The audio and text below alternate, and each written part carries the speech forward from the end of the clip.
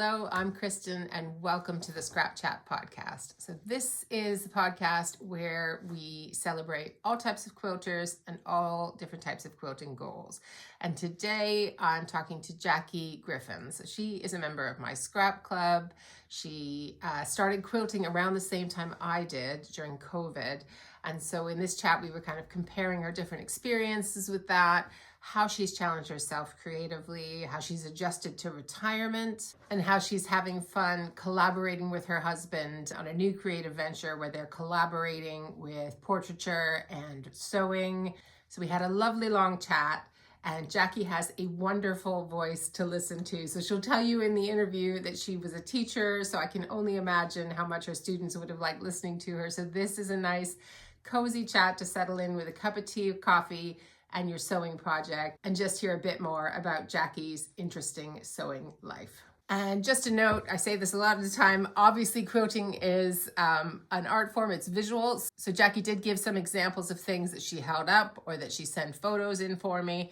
So if you are listening on Spotify or Apple Music or somewhere like that where you can't see us, there will be a link in the description box for the episode to the show notes where you can find photos of everything we were talking about. And you can also find links to things like Jaci's website or the charity she just talks about in the episode, things like that, all in the show notes on my website.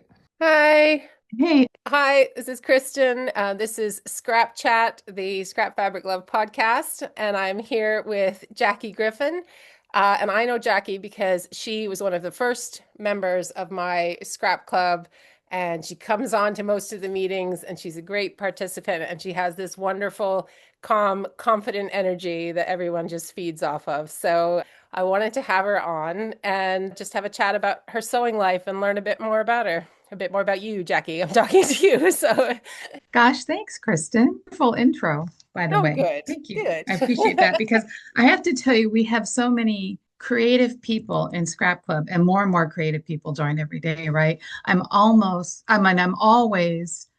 intimidated by what they can do and what they think of. But on the other hand, it feeds into my imagination, and then it helps me think differently about quilting because still I'm fairly new at quilting.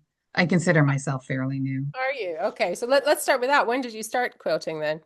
Pandemic quilting. Okay, same. Yeah. 2020, because we all were home. I had to teach from home. So, and I had saved, my children are now adults, they're in their 30s, but I had saved all their t-shirts from sports, children's theater, schools, thinking at some point, like in my mind, I was going to have that ready when they went off to college. Did I? So they were sitting, and I was always interested in quilting. And I thought, well, here's my perfect opportunity. So I sat down with, I can't remember, was it Blueprint? I can't remember. I found a class on Craftsy or Blueprint or something. Okay, yeah. How to do a t-shirt quilt. I'm like, okay, because I've been sewing since I was 8. Okay. Right? I've been sewing a long time, like Girl Scouts, 4-H. When I was 8, my uncle gave me a little Singer children's sewing machine that I still have. And so I sewed a lot. I embroidered, did a lot of hand embroidery. In my adult life, I was in sewing circles where we did a lot of embroidery. And then as we had our kids, I made summer outfits for them. We did, wow. The shirts with the puff paint and the iron-on things and all of their Halloween costumes. I always picked the most difficult ones. Teenage Mutant Ninja Turtle, Power Ranger, Dino from the Flintstones. I'm like, oh my gosh. So I did a lot of Power sewing. Ranger sounds like the hardest one of that. Actually, you know what? The Ninja Turtle was the hardest because to make that shell, and I only had like a Brother mechanical sewing machine that my husband got for me in the 80s. Yeah, to sew all those lines on the felt on the shell, and I was keeping them straight, and that was the most difficult. But then the good thing was they would, because they're 3 years apart, so my oldest would pass the costumes down to my youngest. And if he wanted to be a different turtle, I only had to change like the eye mask and like the pads to a different color. Oh, thank goodness, because that whole base thing was made. But yeah, so I was doing all that, and quilting was always in the back of my mind, but I just didn't have time. right, raising the kids. Then at some point, my husband and I decided to go back to school, get our master's. I got my doctorate. He went Wow. back to teaching. I became a college professor. And so everything got really busy. And then the pandemic came. And then Yeah. when the pandemic came, I'm like, this is the perfect opportunity. So that's what started me was those Okay. t-shirt quilts. Yeah. Wow. And so you were still working then though. You were still a teacher. So were you Yeah. teaching online and then kind of doing this in the off time? Teaching Was it? online Yeah. and still, Yeah. yeah, because I taught 4 classes a week. So, and Okay. because it's graduate level courses, so I was teaching mainly in the evenings. Okay. But and then during the day we'd have meetings or doing prep, but I could still like because I was Yeah. here and I wasn't commuting because my Yeah, office exactly. is Yeah. like an hour from here. Campus was an hour from here, so didn't have that commute time, so I could fill it with other stuff. And Okay. that's when I decided to do the quilting. Awesome. I forgot to ask you kind of where in the world we're talking to you from. Can you tell folks Manteca, that? California. So Manteca is, well, when we moved here 38 years ago, there were 49,000 people in the town. It's a small town about an hour south of our state capital, which is Sacramento, Okay. but it's centrally located. So we're 2 hours from the beach, 2 hours from Lake Tahoe, where a lot of people ski, 2 hours from Yosemite, one of our big national parks. So it's really in the heart of California. But Nice. now we're approaching almost 100,000 people. It's really grown. Oh, the town. Oh, wow. Okay. Yeah, Hmm. that's like But it double. was Yeah. nice when we moved here from the Bay Area, which very busy. And my husband commuted, and I stayed home for 13 years with our boys when we were raising them. And our school, we liked it because the elementary school is right at the end of our street. The new high school was only 3 blocks away. So it was nice for them growing up. Of course, now, they all want to get out of a small town and they're all in much bigger Yeah. towns Yeah. now and cities, but that's okay. And even now, this place is getting too big for me. But we Yeah. stay because my elderly father-in-law is only about 20, 25 minutes from us. So and he's 92. So we're still here and Oh, able wow. to see him. Our other parents have passed away. So we'll stay here while he's still with us. Yeah. And now with everything going on, this isn't a great time to move anyway. So Yeah. And were you yeah. originally like, did you grow up in California or Mm-mm. no? No, I'm from Wisconsin. So I was born and raised in Wisconsin until I was 8. And then my dad moved us to upstate New York to a little town, Baldwinsville, that was on the Erie Canal. And we lived there a year and a half. And then he decided that it was time to go to California. So he moved us out to California I was 11, so 1969, we moved to Okay. California. Yeah. So a lot of my teenage years and my college years were spent in California. And I met my husband in San Jose where we lived. So, but he is from Stockton here. So it was funny. We met in San Jose and we bought our first house there.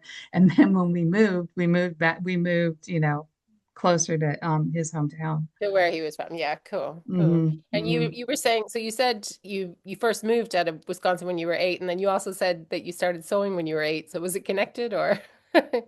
Well, my mom was my troop leader, and she wasn't, well, she could sew, but it wasn't her big thing. She knit, but she wouldn't teach me to knit because she knit backwards. Her dominant hand was her right hand, but she knit with her left hand because she learned by sitting across from her grandmother, my great Oh, grandmother, like a who was mirror. right hand. Right. And Yeah, so she's like, I'm cool. not going to. So, with 4-H and there was, Girl Scout sewing badge, I was always doing You could that. have I just think sat across from her and learned it as a mirror, and it would have been the I right way know. around. Well, because I was so young, I never thought of that. Right, right, exactly.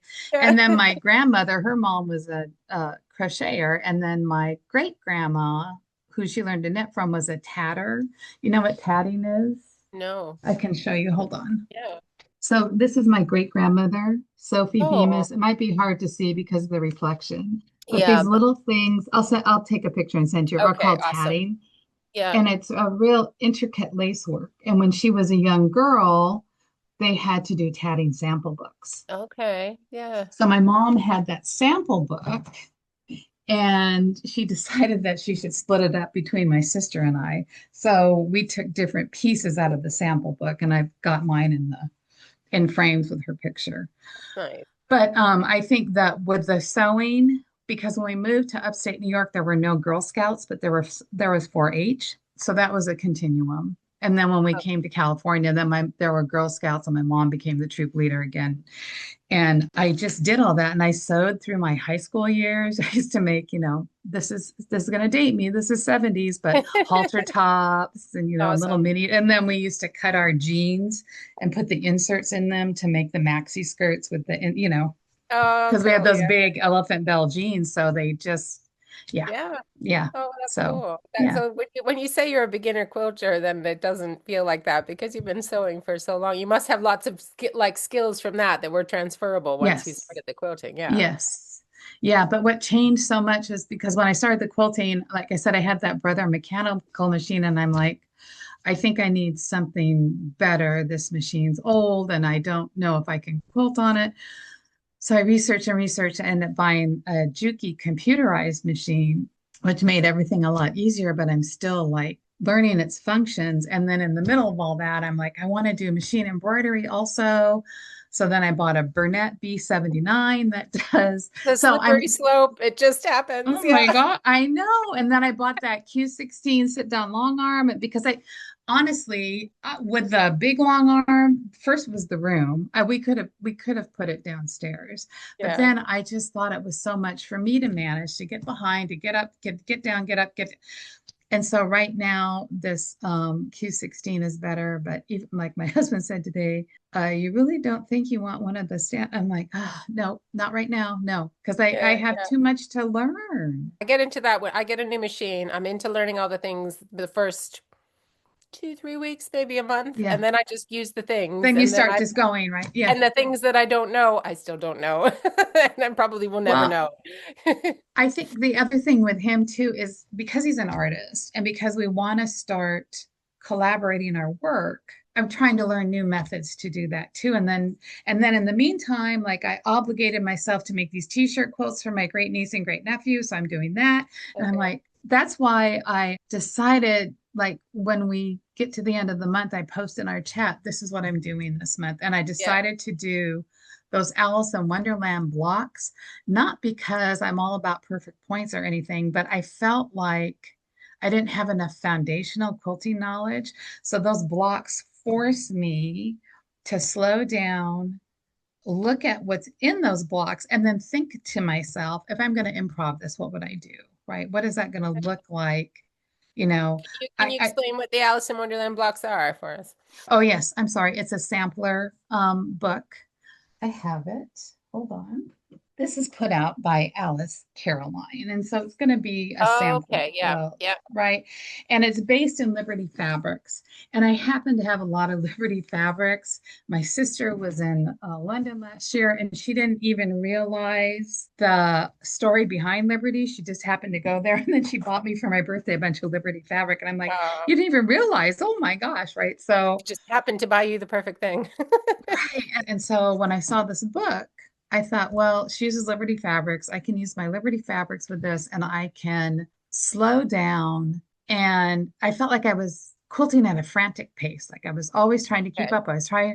So I'm like, this is going to make me slow down, focus, and not worry about perfect points or perfect size, but think about squaring up because that's always a challenge for me for some reason and get that foundational knowledge of what all these different blocks are that go into quilting. So then, like when we do like this quilt along, we did a few months ago, tried Trapunto. My middle fabric has circles and orange peels.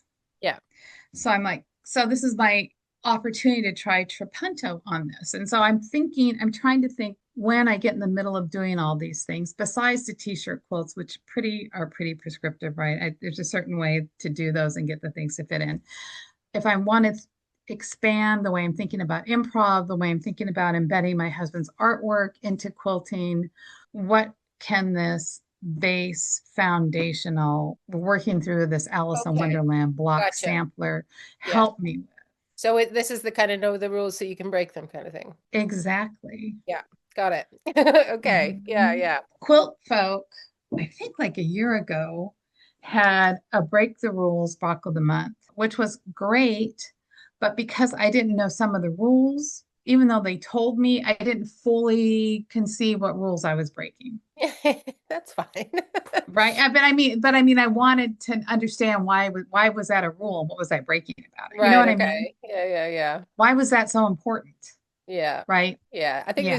there's different schools of thoughts on that. I get the one where you want to learn it and then do something else, but I also get the one where it's like you could just not pay attention to that and learn it your own way and then if it's not working, go back and see what the rule was and see if it would help kind of thing, which is probably Yeah, more my case of things. Yeah. I Yeah. get that. And I think this is what I'm thinking right now. And I think part of this, with the way I was thinking of slowing down and being so frantic this year, is influenced by what's going on Yeah. right now in our country. So I was trying to think, what's something I can control for myself? Oh, yeah. Because quilting's a refuge, Yeah. but I don't want to feel frantic every time I come into quilt. So that I start the day off doing one of those blocks usually. And Okay. then that frees me to really think about anything else I'm working on. Okay, got you. Yeah, and you finish something in the morning and you don't have to necessarily finish anything the rest of the day kind of thing. But yeah, Exactly. okay, Yeah. gotcha. Yeah. And so are Yeah. you're retired now, so are you able to spend like as much time as you want sewing now? Is that where we're at? Yeah. Yeah. Cool. That's what Oh, fab. it's like. And it took me, we retired at the end of our academic year. So it was June of 2024.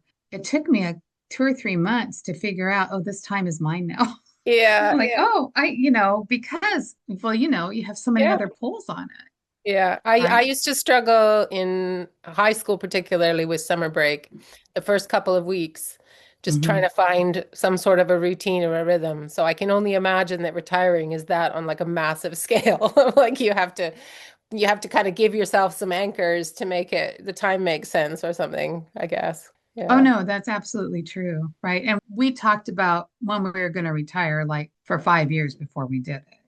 And what are we going to do? What do we want to do? And we've been married. We're coming up on 42 years. We've known our whole married life that at some point we wanted to do this type of thing together. And what was that going to mean? And so, as we were talking about retiring, this was our plan too. Like, okay, if we want to start this, we want it to be low key.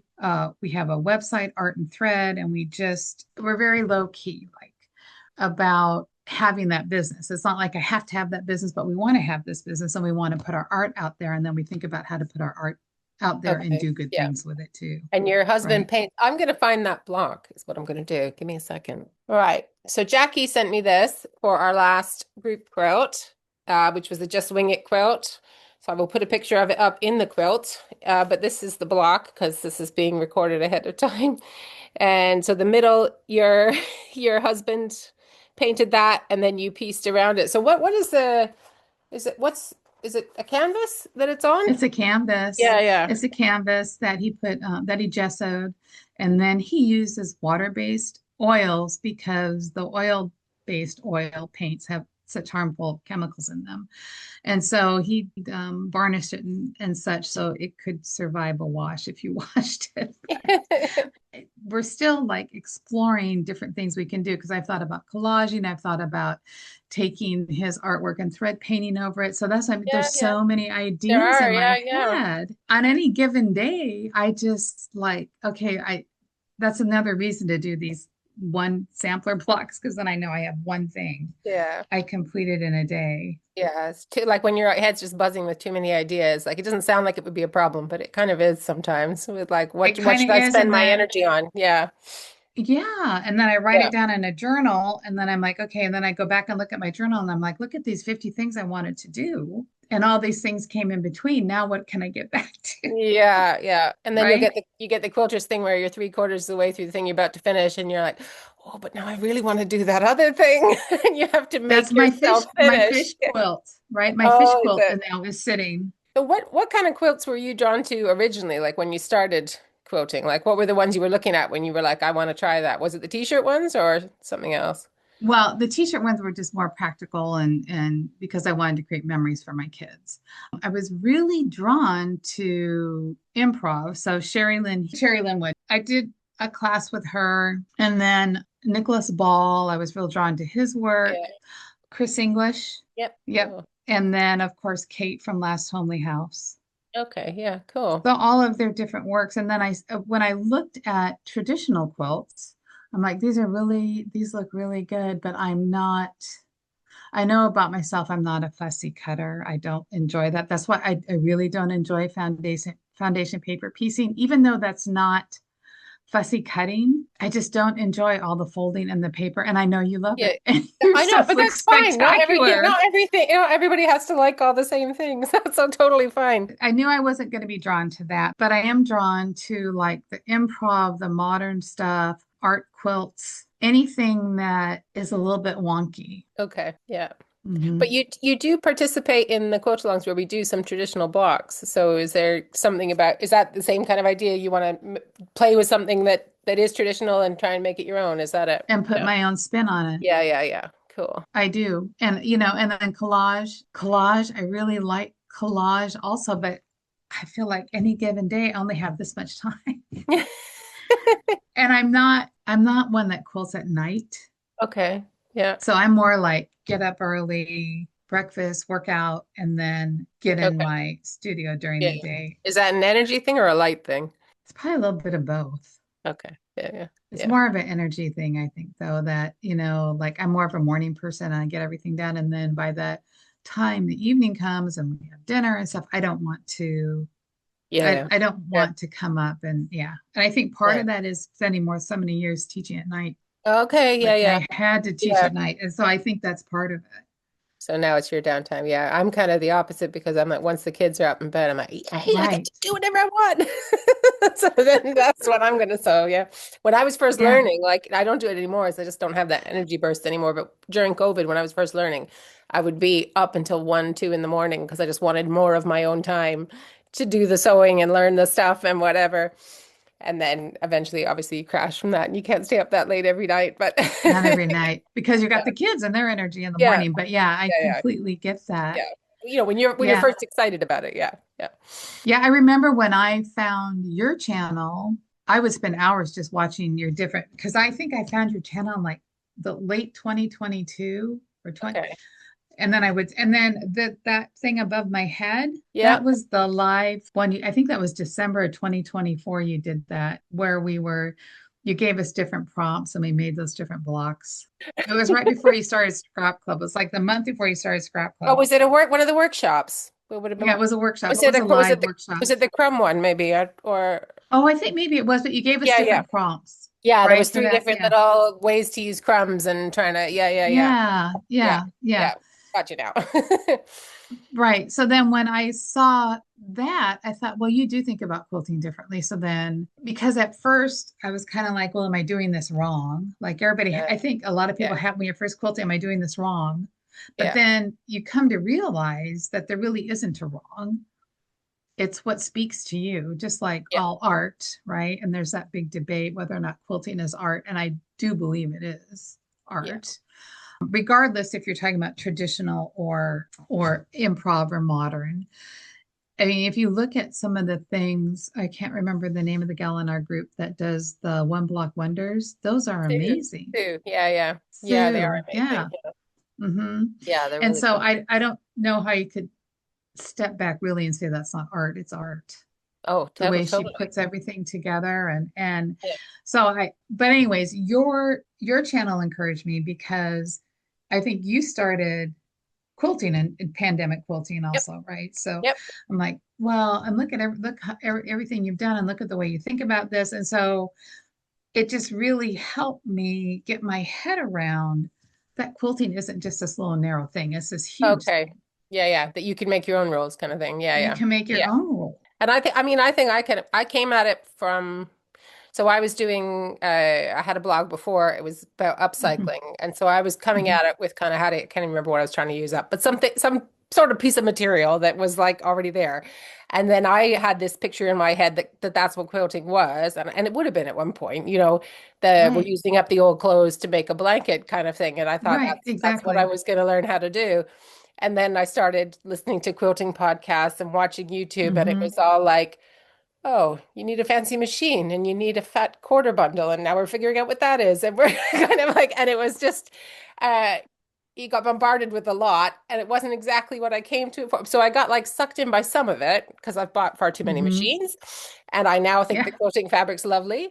But then I had to kind of go, okay, but how am I gonna engage with that? And so then I'm like, okay, well, it doesn't feel right to me to buy these bundles, so I will buy the stuff that somebody else chops off and doesn't want anymore, and I'll buy it from them on eBay or whatever. And then I still get a little bit of the pretty thing, but I don't I don't get the I whole know, right? stack of Not it the kind of. whole thing. Yeah. So it's like Yeah. I started just wanting to be like, yeah, upcycling and reclaim materials, and now I'm kind of a hybrid. Because I went a little bit towards the commercial quilting, but not completely. So yeah, that's kind of where I landed with it. But yeah, you gotta Well, kind of find your own place for it with it. you do have to find a place for it. One of my friends, her mother is no long, her elderly mother is no longer able to sew. And she used to make like she'd take onesies and she'd go to all the craft fairs and she used to sell the cutest little outfits she made with the onesies and fabric and stuff. And so my friend said, I'm gonna give you first shot at it. Come over and see what you want. And Kristen, it scared me because she kept taking out like container after container, like Oh at man. least 40 containers of fabric. And I was like, oh my gosh, I can't be this person. So I took some of the things that that I've actually used. One of the things I took in my great niece's t-shirt quilt. So I'm like, that's perfect for it. But I only took things that I was absolutely sure I was going to use Yeah. because she said, this is overwhelming. And I said, well, you can donate it to the Quilt Guild. There's different places, you know. She said, do you think this is worth anything? That's the problem. There's so Yeah. much fabric. Like the things that I took from her are like 10, 15 years old that you can't Yeah, I mean, it would be worth something. get She could sell it, anymore. but it would be a lot of work to list it It'd be all a and lot of stuff. work to It'd be package like it a and whole sell job it. for a few months. Yeah. Right. Yeah. Right. Well, we used to have Joanne's fabric store was like 5 minutes from our house, and Okay. her Yeah. mother lived right near me. And so, I mean, I was guilty of this too. And I'm like, oh, I don't have this one color I need. I'm just going to run to Joanne's and see what they have Yeah. Yeah. because Yeah. it was so close. Yeah. Yeah. But luckily, I don't have that anymore. So I have to be more Oh, yeah, vigilant because about what Joanne's I closed, use. didn't it? Yeah. Yeah. There's no more Joanne's. Yeah. Right? Yeah. There's no Yeah. more Joanne's. And it was really, it was so close. It was dangerous. Okay, so you've got to get yeah. See, I've got a quilt shop not far from me, but I'm hardly ever in it because I go in and I'm just like, I don't know, I don't know. There's something about it all being on. I know, like people are gonna be I like, what are you know. talking about? It's the most inspiring place in the world, but for me, I'm like kind of. It's just all this. It's just all uncut, and there's just so much of it. It is almost It's like it's overwhelming. too much possibility. That's what it is. It's kind of like I need Yeah. to be. I feel better when I have a kind of, okay, I only have this much of this, or I'm only going to use this, and then we can go from there. But if it's like you could use anything in the whole shop, then you're kind of like, I don't know. Like, yeah, Exactly. yeah. Exactly. So, Yeah, I agree with you. I've been in because we every summer we go on different road trips and so I've been in different quilt shops and all over like the western part of the United States and some of them you go into and they're so big and they have so much like I can't even think because there are too many options. yeah, yeah, Right. yeah, And so if I don't go in with, I think I'm just looking for this specific thing, then it's too overwhelming and I and can't. too expensive.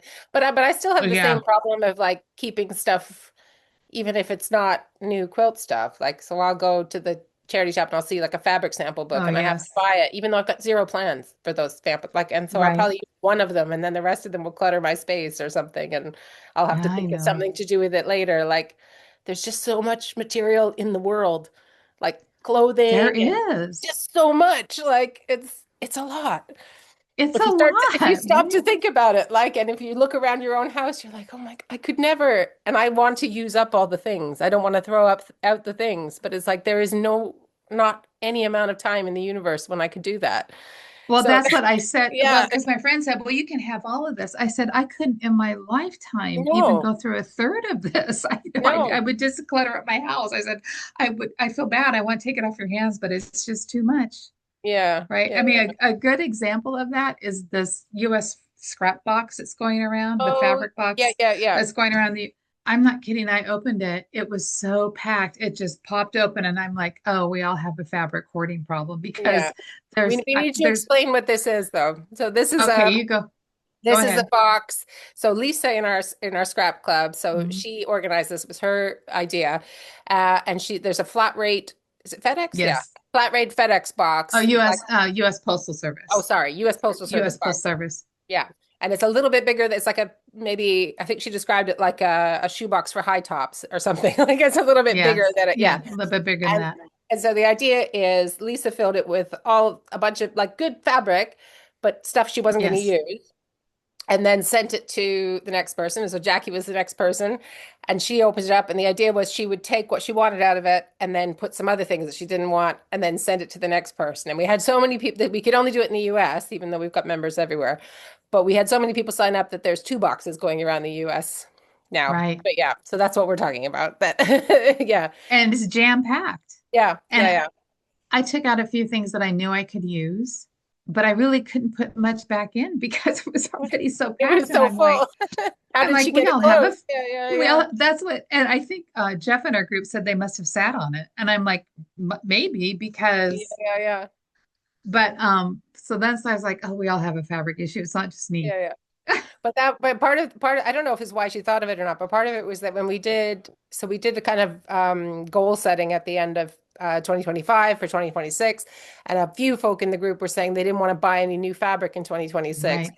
And so then this is a way where you can get new, different fabric, but you're not Yep. spending the money and you have to get rid of something at the same time. So that was the idea. But it is still like it's the same like with me in charity shops and second like it is still feeding that we still want more. We're not getting rid We of that still one. want more. It's still there. Hmm. Like it doesn't matter how much we try and dress it up, we still just want more. Yeah. Yep. You're exactly right. Yeah, But it's hard. anyhow, Yeah, yeah. Oh, I it, mean, it is whatever. hard. That's what it is. Yeah, yeah. And Hmm. then yeah, and there's that what's that thing everyone has on the t-shirts that the quilting's the one hobby and the fabric collecting is the other one. And they're very different things. Right. Yeah. Yeah. Yeah, yeah. I didn't ask you what was like the first quilt you made was a t-shirt quilt, is that right? Yep. The Yeah, t-shirt okay. quilts. Yeah. And then what Hmm. did you make after that? Like that was from quilting cotton and or was there anything? Trying to oh yeah, there was. I think it was oh, I know what I made next. Then I had nieces who were having babies. Yep. So I bought kits, right? Because I got into that for a while. I'm like, and then I realized because I thought the kits would help me learn, but the kits I felt they were kind of hemming me in. And then I realized, oh, I don't have to exactly follow what they have here. I can do something Yeah. different. But anyways, and I made the mistake of using cuddle or minky fabric, and I had no Okay. experience with that, and it was so slippery. But anyways, I made them baby quilts, Nice. and so I made two baby quilts with those and sent them books. And because that's one thing I think we forget about quilting, when you give them to somebody, they love them regardless of how you feel about it Yeah. because they're not looking at the imperfections that we're looking at, right? Well, no, It's but something also that came they don't see that because like I say this to people like sewing is a superpower to them because they don't do it. right, So the fact that you put right. two pieces of fabric together and they're still staying together, they're like, wow. And then we're going, but this point doesn't match and this thing and the cuddle's a little bit wrinkled here and they're like, no, but you made the whole thing. Like so like I don't know how they think it's made when they buy it in the shop, but they obviously don't think it's by I people. don't think they think about it, Yeah, right? yeah, They yeah. don't think about Yeah, it. yeah. Yeah, exactly. Yeah, yeah. So that was the next thing I made. And then one of my other nieces was graduating from high school. So my sister wanted a t-shirt quilt for her. And of course, my niece wanted cuddle on the back. So Oh. so that's why I made the baby quilt and then I made the t-shirt quilt for her Is with there a cuddle on the difference? back. Is there a difference between cuddle and what I would call like a fleece? Is it different? Yes. Is cuddle's the one with Yes. the bumps?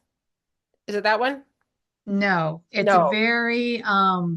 it's very fluffy. It has a Okay. very fluffy texture. It's tightly woven on the back. It's like if you took fur, like Okay. if you took like a fur from a really Teddy fluffy bear. dog or Yeah. from a teddy bear, Yeah. and you made a real tight weave on the back, and that which it just goes everywhere, no matter how much you Okay. wash it or sew. Like I'd sew down the edge with a zigzag to try to prevent it because it just comes out all the time. Uh-huh. Like when I washed it, I washed it before I used it. And oh my gosh, my dryer, my lint thing was just completely Oh full. It wow. was everywhere, in the house. But and it's very slippery on the back. So Okay. after I finished those two quilts and my niece's quilt, I'm like, no more Okay. minky or cuddle because Yeah. and then when you sew on it, it slides. Okay. A minky's the one with the bumps, though, is it?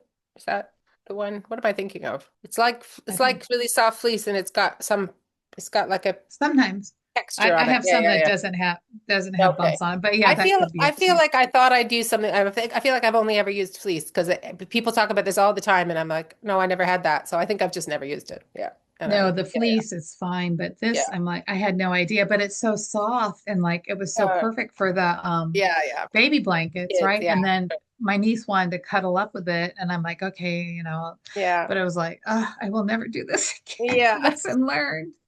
Lesson learned. But I Yeah. made a scrap quilt for my son, my youngest son, because he lives in Spokane and it's cold up there. And I had some of the stuff left and I used it. I used scraps of it for the backing for his quilt Okay. Right. Yeah. because I was used to making it. But making a whole quilt out of it with the baby quilts, that was a nightmare. Yeah. Because even when you go to bind it, it's slipping all the time. Yeah. Well, that doesn't sound good. No. Right. And I Yeah. only knew Yeah. one way to bind, right? And so I would, Yeah. at that time, I only knew one way to bind, and I Yeah. had done the zigzag and then I was doing the binding on it, but it still was like It's still slipping and slipping. Okay. sliding.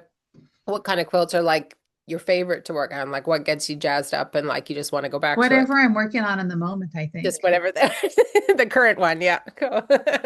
T-shirt quilts have become a thing in the family. And at first I was like, oh, t-shirt quilts. I made one for a friend's son last year too. But once I get into it and then I've got to arrange their shirts, or I'm going to arrange the little logos into a four patch or whatever to make the block, then I do start getting into it. I'm like, oh, this looks good. Yeah. But if I'm thinking about creative and what really I love, it's whatever I'm working on in the moment. Well, you've always got lots of stuff on the go though. You do have lots of projects. Did you work on mostly on one at a time or do you flip I back try and to forth? because I don't want to get in the whip problem. Oh, the UFOs and the yeah, the whips. Yeah, yeah. But yeah, the UFOs. And I do the charity quilts for the Love Quilt Project, which I really got into because it engages teachers and students in the classroom to make that center square their log cabin quilts. So the center square is artwork that's done by classroom students. It's Okay. from all over the country. Even I've gotten some from South Africa as well. And they send you, so when you sign up to do their quilts, they Yeah. send you the pack of the squares with Okay. the artwork on them. And then you build the log cabin around. Oh, okay. Cool. So when I first started doing those, I knew what a log cabin block was, and I knew it had to be light on one side, dark on the other. And I was very much, okay, this all has to be this color. But I've been doing more and I had seen more that others had done. I'm like, oh, I can put patterns in here. I can do different things. I'm going Yeah. to still stay with that. So that has helped me also to work on those and to think about what would be fun for the Yeah. foster youth that are receiving these quilts, right? So that's why I was so attracted to that as a teacher. I like that we are engaging students in this project. Well, I mean, that ties into the kind of learn something traditional and then maybe play with it kind of idea, doesn't Yeah. it? Yeah, And I yeah. didn't think I had that freedom at the beginning. I thought I had to do this, but Yeah, you yeah, don't, yeah, yeah. Well, some charities right? are very Yeah. sort of particular with what they want and what they don't want. I feel like sometimes that can be an issue for people trying to engage with them. So, yeah, yeah. But this one lets you Yeah. kind of have some creative freedom, do they? Yeah, I mean, there's a They size do. they want when you're finished with the Yeah, yeah. top, but you only do that's the other thing. You only do the top. And then you send the Okay. tops back to You don't have them, to and they quilting. have a Okay. place that does the backing, batting, and quilting, Cool. which is Okay. Well, nice. we'll put the link to that charity in the show notes. Anybody else that That'd wants be to. great. Yeah, because people are always looking for stuff like that. Yeah, yeah. Hmm. Yeah. I find sometimes some of the charities that I want to give to, it's the size thing or some other, like because obviously I make a lot of quilts for the channel, but I can't just give them to them if they're not the size for those particular charities. So I'm still looking for one that will just take anything any of the time kind of thing. So Great. yeah, Yeah. yeah. Hmm. But anyway, yeah, Because that's another thing I think about too. What do I do with all these quilts? Because you're right, not every place wants your quilt. yeah.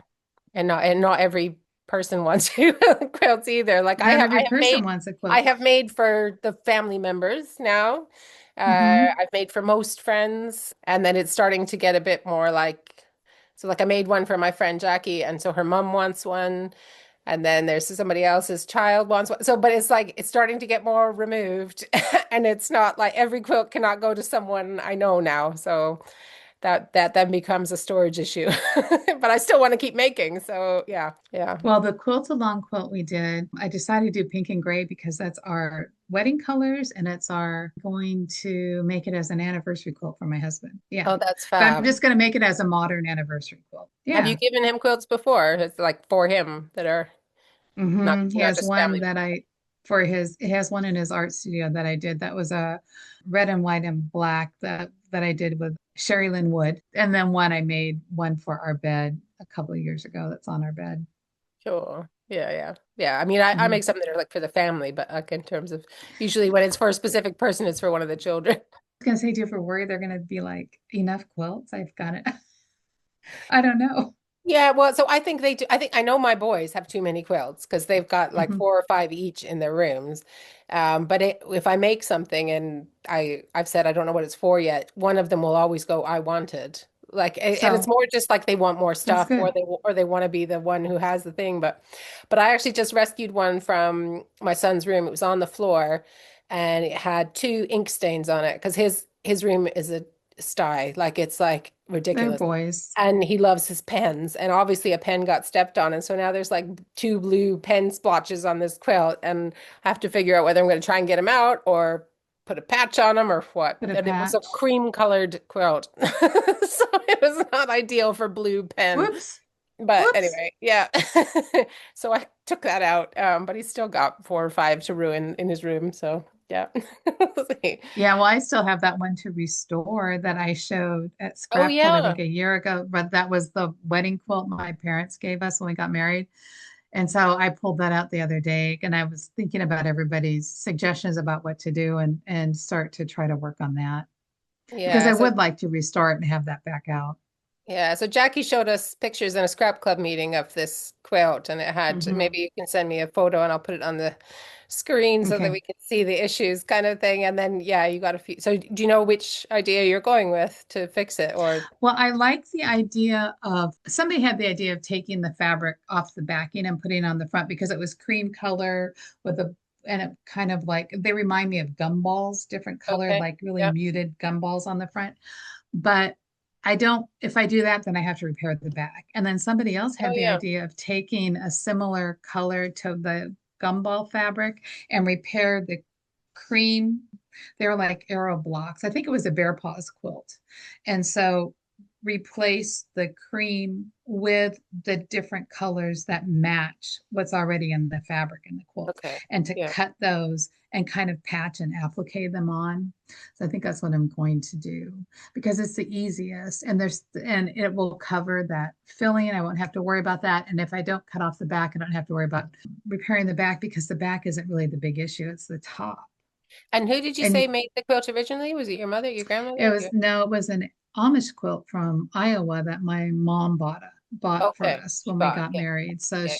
she was in the Amish community in a part of Iowa, and Okay, it's all hand stitched. yeah. I'm going to machine quilt it, but it's all hand stitched. Okay. But it's like a family heirloom anyway. Yeah, yeah. So you want to Hmm. try and keep I it want to, going. Yeah, yeah, yeah. yeah. Somebody said, "Oh, cut it up, make it into a quilt coat," and I'm like, "Well, one, I won't wear it, and Mm-mm. two, I don't want to cut it up." No, yeah. I have seen the ones that people cut up and frame bits and give to different people, but if you can fix it, yeah, why not? I can Yeah, keep I it don't the know way who it was. my parents are gone. I don't know if my boys would really want that. Yeah, that's the thing. Yeah, yeah. They might want the whole quilt when I'm gone, but Yeah, they'd be happier if I kept the quilt whole, I think. yeah. Yeah. I wanted to ask you what's like your, I don't know, my kids are always asking me what my favorite everything is. So I could say your favorite quilt, or I could say the quilt you're like the most proud of that you've made. Like what would be the one you would think of? Oh my gosh, that's so hard. Is it? I think it's the Angela Waters quilt I made. I'll take a picture and send it to you because Okay. it's hanging downstairs on my wall. But it was just where you start with like a hexagon shape in the middle Mm-hmm. and you just keep taking random pieces and sewing them on and sewing them on, and it came out to this big like planet Yeah. spiral, and it was all scraps. I think you Um, put a picture of that in the group one time, or you showed us something. Yeah. yes, I think Cool. I did. Yeah, That was the one that I was so enthusiastic about it. I just kept going and going and going. It turned out much better because I thought, oh, I don't know how this is going to work. Am I going to get folds in it? And that was the one that taught me too that you can quilt it out because I yeah. really never understood what that was. Yeah. So there were little bubbles, and I'm like, oh, I get this now. I can quilt it out. I just Yeah. can. Right. Cool. Okay. So if I Yeah, yeah. have to pick one, then that one. It would be that one. Yeah, yeah. But how many quilts do you think you've made? Is it?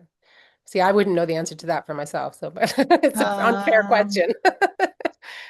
20 to 25. Okay. Yeah. So a good chunk. Yeah. Yeah. Hmm. Yeah. Because a lot of them, each of my boys have two, and then my nieces, that's three. And yeah, yeah, I'd say 20 to 25. Oh, because I forgot about the one that I donated last year. We have a park in Stockton where my father-in-law lives. It's like that all of our kids grew up going to. It's called Pixie Woods. It's a famous like little kids like Wonderland Park in Stockton. Has a train and a boat. And so our oldest niece now, who grew up going there, we had the kids' birthday parties there. Everybody loved to go there, is on their board to fundraise and to keep the park going and keeping it a little gem in Stockton. So my husband donated a pet portrait, and I donated a quilt last year to that. So I forgot about that quilt too. Yeah. Oh, Yeah. cool. Yeah. Yeah. So yeah. So we try to like think of a way to use our art to give back to. And what is it that you like? Were you always doing things artistic, or like do you get something special out of quilting that you didn't have before? Or is it just like a new way of being creative and you always used to do that? I was creative in different ways, but I have to say, like when we were working full time in the midst of everything with the kids and doing stuff with the kids, husband always tried to make time for painting or drawing. I think my creative outlet at that point was cooking because I always loved to cook. I'm a recipe tester for America's Test Kitchen here in the US. Wow. And so I think that was my creative outlet. And then when I was doing my doctorate, that was all consuming. So Yeah. if that was Okay. my quote unquote, and so when I started quilting, I started thinking to myself, this reminds me of doing my doctorate. And my husband said, really? I said, no, but in a good way. Yeah, yeah. Right. Because it's consuming you and Right. you Right. want to Right. get It's into it. consuming me. Yeah, yeah, Yeah. yeah. So I think that it just taps so many things for me, like working with my hands, thinking creatively, and then connecting with other people and finding a way to use that to give back. Yeah. So I think that cool. And like I said, right now it's a refuge too, because speaking of being all consuming, I can get in here and just focus on that. Yeah. I Yeah. mean, that was, although I was started with some sort of upcycling idea, I got fully into it because COVID was just so stressful, so scary. Hmm. And it was like you said, just what can I control? I can do this. I can learn this. I can make this thing. Can't do anything else. Yeah. Yeah, So it's there's got something that about going for it. making something with your Mhm. hands, right? Yeah. And just having that, there is something about it that's so satisfying for me. So like, yeah, you've brought something into being that wasn't there before. Hmm. And even though when you look out the window or in the news and you can't control what you're seeing, you can control that. So Yeah. yeah, it's definitely, yeah, a tonic sometimes. Yeah. I've kept you on for a long time. I'll let you go, but I wanted to I'm ask sorry. a bit more just about your the Hmm. business that you've started with your husband. So what are your kind of plans for that, or what do you? Art and thread. So we have things up there for sale. He does his custom portraits, so custom pet portraits, custom people portraits. And the idea for us is to do some collaborative projects in there. Right now, when he does a pet portrait, I do a kennel quilt, like a small kennel quilt or a small lap quilt to go Right, with it. okay. Okay. Hmm. And Nice. it's just a way to showcase our work and to connect with people, I think is the other Hmm. thing. Like Yeah. when he started doing pet portraits, I'm like, are there a lot of people that want pet portraits? I just There didn't. are. There are I'm a telling you, lot of there are. people that want Yeah. pet portraits. Yes. Yeah. And Yeah. so when he did that, I'm like, well, I could do like a kennel quilt or a lap quilt to go with it. And what's fun is the last one he did, the gentleman that owned the dog was a little cute little like cockapoo, said, "Oh, she's my princess, and I like pink. She likes I dress her in pink, da da da da." So then when I made the kennel quilt, I did it all in pinks, and I put Oh, her name Mia with a little crown on top. So that I like that creative oh, part of shucks. that too. Yeah, yeah, Yeah. yeah, yeah. So it's a way to help us focus our work, get our work out there, and to just like I said, connect with people. Like I had no idea so many people wanted pet portraits. But Yeah, yeah. cool. Yeah. Well, I like the idea also of you guys kind of like you have to collaborate. Like you could, I mean, you could very well, he could go off and paint and you could go off and quilt and you only see each other at dinner or at the TV or something, but you have to collaborate and do that together. That's really cool.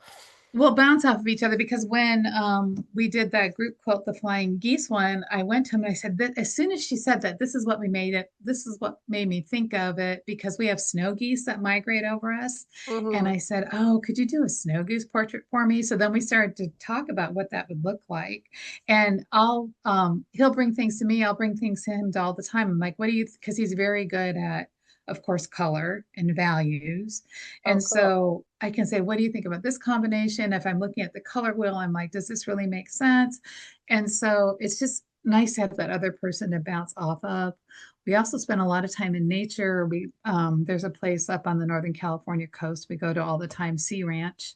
And when we go up there, I don't take quilting with me, but I take journals and take pictures, and we talk about, oh, what would it look like to do a sea ranch quilt that's focused on all the different plant life up there or all the All different right. sea life. So Cool. it's nice to have that. Now we've only been focusing on this for like a year and a half, so we need, there's a lot more to learn and a lot more to do. But that Yeah. uh, snow goose, that was the first collaboration. Oh, that's awesome. Yeah, that's really cool. Yeah. But there's so many techniques out there. Yeah, if I ask my husband to look at it, what do you think of this? He's looking at me to see, does she want me to say change it or does she want me to say keep it the same? Like, I'm not going to get the Yeah, opinion because he doesn't know what it's supposed to be. right. At Yeah. least he doesn't say, is that supposed to be a quilt? No, Yeah, no, he no, wouldn't no, say that. no. No, Oh, no, no, no. although we was sitting in here the other day and I was doing foundation paper piece blocks and we're women, we can Right, talk and do something at the same time. So right. I was doing that and then he goes, I still don't understand what you're doing. It's fine. Okay. Yeah, and then so if there's an art technique I want to use in a quilt, I can say to him, "Oh, look at this artist quilter is using these pencils or these different ink pens or or this process. Do you think we can do that? How can we do that? What does Yeah, that yeah, look like?" So it's nice to have that knowledge that is cool. Yeah. as we move along on this journey. Yeah. Well, I can't wait to see what it becomes. If you've got a website that you want to share, we can put the links in the note Okay. if there's stuff for folk Yes. Yeah. to come to. Yeah. Yeah. I'll send you the link Okay. to our website Cool. because they That'll can be view cool. his work and my work there and Awesome. get an idea of what we're doing. I do have a question for you. Yeah. So once you started to do this and started to use because it's a lot, I mean, to me, it's a lot of work for you to do the YouTube videos you do and everything you produce for that. But what was the catalyst that made you decide to do this? Yeah. So, I mean, it's kind of a long story that started with my kids. Had my kids, didn't want to send them into what's called nursery here, but would be daycare Hmm. there all Daycare. the time. Yeah. And so I was like, okay, what else can I do here? And I learned online business, had an Amazon shop, so like designed and sold some baby products, and then Hmm. and that was kind of creatively interesting, the designing part. The rest of it, not so much. And then Yeah. people were going, okay, so if you've got a business online, you really should be blogging because people will find you Mm. online with articles and da da da. And then I was like, okay, well, I don't really want to write a mommy blog, so no, Yeah. not going to do that. Yeah. But then that just tuned me into the whole blogging thing. And I was like, well, what do I Mhm. actually like? Oh, I like upcycling, crafting. So I started an upcycling blog. And then once I got into quilting, though, and also they tell you when you have a blog. So once you had the Yeah. upcycling blog, they tell you to niche down and do something more Oh, specific. And so then when I got obsessed with the quilting and the scrap quilting, I was like, wait, there's my niche. I'll do that. Fine. Start another blog. But then I was like, well, doesn't make any sense because I learned quilting from videos. I did not read blogs. I'm not, so it Right. doesn't make any sense. So I was like, well, so I'm just going to have to, and I did not want to be on YouTube. I am like, my greatest fear when I worked at my old job was public speaking, which I had to do all the time. Hated it. Um, Hmm. and so I just had to kind of, yeah, try it and see what happened. And you can go back to the first YouTube videos and go, okay, yeah, you can kind of taste the nerves. Yeah. Taste the nerves. That's Yeah, good. That's a yeah, good one. yeah.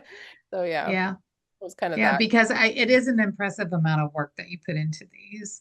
And so I think that it's nice that you have that option, right? Because I stayed home with my kids for 13 years. And I do think that if there was an option like this in the 90s, I Mhm. might have You would have done it. done that. Yeah, Yeah, I think I would yeah, have done that. yeah. Yeah. I mean, it's still there's trade-offs because something like this, where you're Yes. your own boss, Yes. you're never really off. No. So I will, if I want to be off, I need to schedule things out in advance, or I need to plan Yes. and tell people, it's so, yeah. But I can, be here if someone gets sick. I'm always there at school pickup. They don't have any after school clubs like that. Right. Like I can take them to all their activities. Yeah. There's that. So, Yeah, yeah, that's nice. yeah. That's nice. So there's pluses and minuses. And also like Like everything. the thing that when I was younger, I looked up to folk who were obsessively into their jobs. That I wanted to, this was before I thought I would have kids or anything. I wanted to have a job where I didn't want to stop working and where I would stay Oh, in the office because I loved oh, it so much. That was what I oh my wanted. gosh. Yeah. So I kind of have that because You do kind of have that. yeah.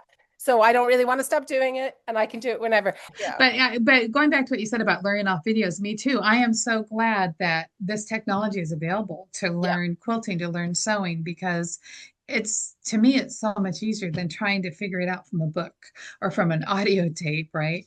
Or Yeah. from even Yeah. from a VHS or a Yeah. DVD. I mean, there's something about watching everybody doing it on YouTube at any, I don't know. I don't know what it is, but I appreciate it. But and there is so much of it. So like it's like this Yes. menu of whatever you want to learn. So I do think the important bit of that is to kind of take the bits that work for you and just ignore the Right. rest of it and kind of be a little bit of your own what do they call it? Curator. That's it. Yeah. Yeah. Your own curator of Yeah. what you want. Yeah. Because You have to weed through it because there's some yeah. stuff out there that's not so good. Yeah, But or it might be good for the person who was making it or for one other person, but yeah, not for you kind of thing. Yeah. So that's true. That's true. yeah, yeah. That's true. Which is how I get sucked into giving everybody second seven gajillion options, even though they already have all the options because there's so many videos. So I don't need to put them all in mine, but like. No, no, but they're good starting points and Yeah, they trigger people to think in yeah, different ways. Right. yeah, It's much appreciated. yeah. Yeah. Well, the last thing that I'm been asking people so far is what are some quilting rules that you break? Just about everyone. Um, I used when I first started, I stressed out if my seams didn't match exactly and if my points weren't matching perfectly, and I decided that doesn't matter anymore. Yeah. Uh, I, quarter-inch seam, I try to stick with a quarter-inch seam if it's a little bit off. I don't stress out about it anymore. I did rip out when we were doing the quilt along. I wasn't going to, and I noticed that one piece I had sewed on upside down, and I'm like, that would still work, but I don't like the way it's working. So that, Yeah. but I don't know. Maybe because I don't know enough of the rules either. Oh, well, that's fine then. Yeah, making your own rules. That's okay. Right. And I always think, Yeah. why can't it be this way? It could be this way. Okay, it can Right. be. So Yeah. it didn't just, and then I always think, just try it. It's just fabric and thread. I'm not Yeah. sewing up a person. I'm not a doctor. So I Yeah. am a doctor, but I'm not a medical doctor. Yeah, yeah. But right. So I always think of it that way. It's just fabric and thread. And Yeah. I can change things. It's okay to change things, and it's okay not to be stuck with what you make and not like it. You can take it apart. Yeah. Right. Right. So, And you can, and you can add to it, you can patch it. Like I was annoyed about the ink on that quilt that in my son's room, but like yes. I'm not heartbroken about it because now it's like a creative challenge. What do I do with it? Is it a Hmm? shape you could embroider around? Maybe. I don't know. It was that big, it was the only one I've done from a Missouri Star video. It was a great big Oh, Carpenter Star yes. thing. Oh, And it was yeah. very light colors. Yeah. One of the marks is on the binding, and that Oh, absolutely is crying out to be embroidered, and that's fine, no problem. The other one's yeah. kind of in the middle of the quilt, and it's a great big splotch.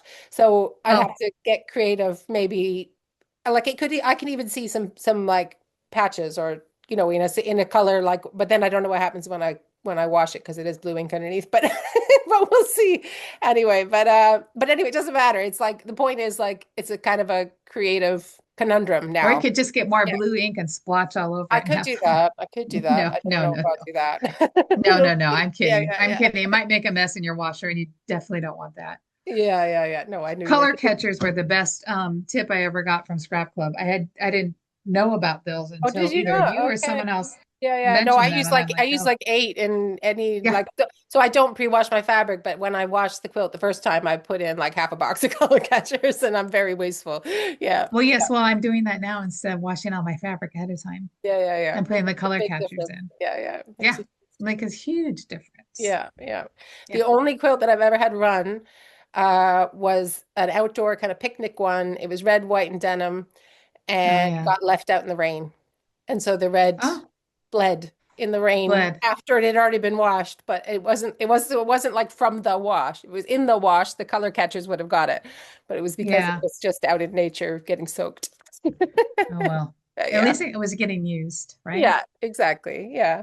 Yeah. Anyway, oh, I feel like I could just keep talking to you, but thank you. Thank I you so know. I much for know. doing Thank you. this. Kristen, this was so enjoyable. I Oh, really appreciated that opportunity to talk a little bit about my quilting journey. oh, thank you. So as I'm sure you can tell, I really enjoyed speaking to Jaci. I hope you enjoyed listening. There are more episodes of the Scrap Chat podcast that you can find either on YouTube if you want to watch along, or on Apple, Amazon Music, Spotify, all the places if you want to listen. And if you are listening one of those places, I would love it if you would leave us a review and help other people to find the podcast. If you are looking for your quilty people, you want to meet lovely people like Jaci and get involved in our quilt alongs and our group quilts and all the stuff going on inside Scrap Club, I will leave the link for that in the description box and in the episode show notes as well. And we will be starting a new quilt along inside Scrap Club middle of September. So if you're watching this in real time, there's one coming up if you want to get on board for that. Thanks so much for spending time with us, and I'll see you next time. Bye.